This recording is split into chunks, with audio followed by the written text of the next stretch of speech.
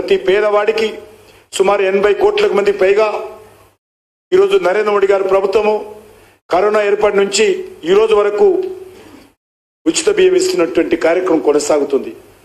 దీన్ని మరొక 5 ఏళ్ల పాటు అంటే వచ్చే 5 ఏళ్ల పాటు మా ప్రభుత్వంలో మళ్ళీ కొనసాగిస్తాము, కంటిన్యూ చేస్తామని కూడా ఇచ్చినటువంటి మోడీ గ్యారెంటీ అని మనం చేస్తా ఉన్నాం.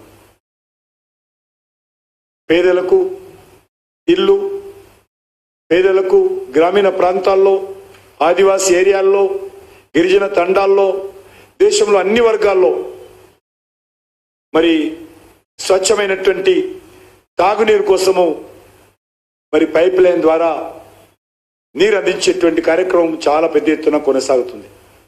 దీన్ని వచ్చే 5 ఏళ్లలో సంపూర్ణంగా ప్రతి ఇంటికి ట్యాప్ ద్వారా నీళ్ళు ఇచ్చేటువంటి కార్యక్రమం పూర్తి చేస్తామని మోడీ గ్యారెంటీగా ఇస్తా ఉన్నాం. అంతేకాదు ఈరోజు విద్యుత్తును దృష్టిలో పెట్టుకొని మరి ప్రతి ఇంట్లో ఈరోజు విద్యుత్ ఉత్పత్తి చేసుకునేందుకు అన్ని రకాల ప్రోత్సాహం నరేంద్ర మోడీ గారి ప్రభుత్వం ఇస్తుంది. ఏ ఆఫీస్ కానీ, ఏ కార్పొరేట్ కంపెనీ ఆఫీస్ కానీ, ఏ వాణిజ్య రంగం కార్యాలయం కానీ, లేకపోతే ఏ రకమైనటువంటి మాల్స్ కానీ, ఏ హౌస్ కానీ, గ్రామాల్లో పట్టణాల్లో, అదేవిధంగా వ్యవసాయదారులకు సంబంధించినట్టు పంపు సెట్లకు కూడా ఈరోజు సౌర విద్యుత్తు సొంతంగా తయారు చేసుకొని ఉపయోగించుకునే విధంగా మరి చట్టాన్ని తీసుకొచ్చామని మనం చేస్తున్నాను. దానికి ప్రధానమంత్రి సౌర గృహ ఉచిత విద్యుత్ solar house free power scheme ఏదైతున్నదో పిఎం సూర్య ఘర్ ముఫ్తీ బిజిలీ యోజన హిందీలో, దీన్ని అమలు చేయబోతా ఉన్నామని మనం చేస్తా ఉన్నాను. అదే కాకుండా ప్రతి పేదవాడికి 5 లక్షల రూపాయల విలువైనటువంటి కార్పొరేట్ వైద్యము, కార్పొరేట్ హాస్పిటల్లో వైద్యము, ప్రైవేట్ ఆసుపత్రుల్లో వైద్యము మరి అందించేటువంటి కార్యక్రమం కొనసాగుతుంది. దాన్ని తెలంగాణలో కానీ ఇతర దేశాల్లో కానీ మరింత సమర్థవంతంగా అమలు చేస్తాము. దురదృష్టవశాత్తు తెలంగాణలో కేసీఆర్ యొక్క దుర్మార్గపు పాలన కారణంగా ఇక్కడ అమలు కాలేదు. కాబట్టి భవిష్యత్తులో తెలంగాణలో అమలు చేసేటువంటి ప్రయత్నం చేస్తాము. దేశమంతా కూడా అమలు జరుగుతూ ఉంది. దానిని మరింత సమర్థవంతంగా విస్తరించేటువంటి కార్యక్రమం చేపడతామని మనం చేస్తా ఉన్నాం. అదేవిధంగా ప్రైమరీ హెల్త్ సెంటర్స్ నుంచి మొదలు పెడితే ఎయిమ్స్ హాస్పిటల్ వరకు అన్ని రకాల వైద్య సంస్థలను, ఆసుపత్రులను, మెడికల్ కాలేజీలను దేశ అవసరాలకు అనుగుణంగా మరింత ముందుకు తీసుకెళ్లేటువంటి ప్రయత్నము మరింతగా మోడీ గ్యారెంటీతో చేస్తామని మనం చేస్తా ఉన్నాను. ముఖ్యంగా మురికివాడలో ఉన్నటువంటి పేద ప్రజలు ఇళ్ల నిర్మాణ కార్యక్రమానికి ఊతమిస్తాం. అదేవిధంగా వారికి మిడిల్ క్లాస్ వారికి కూడా సొంతింటి కళ, ఈరోజు మిడిల్ క్లాస్ అన్ని రకాలుగా మరి భారతీయ జనతా పార్టీ ప్రభుత్వము గ్యారెంటీ ఇస్తా ఉంది.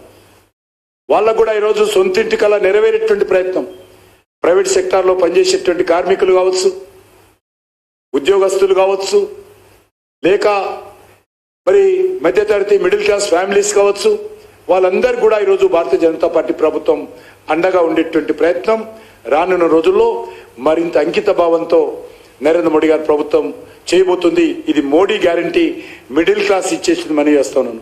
అందులో భాగంగానే వాళ్ళకు కూడా సొంతింటి కళ, అదేవిధంగా మరి జన ఔషధ కేంద్రాలు లాంటివి ప్రోత్సహించేటువంటి ప్రయత్నము, అదేవిధంగా ఐఐటీలు, ఐఐఎంలు, ఎయిమ్స్తో పాటు అనేక విశ్వవిద్యాలయాలను కూడా మరి నూతనంగా ఏర్పాటు చేయడం కానీ, ఉన్నటువంటి సంస్థలను అప్గ్రేడ్ చేయడం కానీ నిరంతరం కొనసాగుతుంది. ఇది మోడీ గ్యారెంటీ అని నేను ఈ సందర్భంగా మనవి చేస్తున్నాను.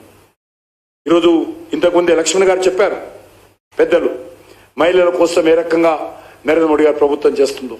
అంతేకాకుండా 1 డిస్ట్రిక్ట్ 1 ప్రొడక్ట్ కింద మరి ప్రతి జిల్లాలో అక్కడ ఉన్నటువంటి చేతివృత్తులను దృష్టి పెట్టుకొని ఏదైనా ఒక ప్రొడక్ట్ అత్యంత ప్రాధాన్యత ఇచ్చి ఆ జిల్లాను ఒక బ్రాండెడ్ జిల్లాగా, ఒక ప్రొడక్ట్ బ్రాండెడ్ జిల్లాగా ఏర్పాటు చేసి 1D 1P అంటే 1 డిస్ట్రిక్ట్ 1 ప్రొడక్ట్ ను ప్రోత్సహించేటువంటి ప్రయత్నం. అంటే మిగతా సెక్టార్ ఆపేస్తామని కాదు, కానీ ఆ జిల్లాకు ఒక బ్రాండ్ ఇమేజ్ గా తెచ్చే విధంగా కూడా ఎవ్రీ డిస్ట్రిక్ట్ ను రికగ్నైజ్ చేసి రానున్న 5 సంవత్సరాలలో చేతి వృత్తులను ప్రోత్సహించేటువంటి ప్రయత్నం చేస్తామని మనం చేస్తా ఉన్నాం. అదేవిధంగా ఈరోజు పేపర్ లీకేజ్ కోసము మనం చూస్తా ఉన్నాం. తెలంగాణలో టిఆర్ఎస్ హయాంలో మరి 18 సార్లు Telangana public service commission paper మరి నిరుద్యోగులకు ఉపయోగం రాలా, ఒక గుదిబండగా మారింది. పబ్లిక్ సర్వీస్ కమిషన్ నిరుద్యోగ యువతకు ఉరిగా మారింది. కాబట్టి ఈరోజు నరేంద్ర మోడీ గారి ప్రభుత్వం దేశవ్యాప్తంగా ఈ యొక్క పేపర్ లీకేజీల అరికట్టే విషయంలో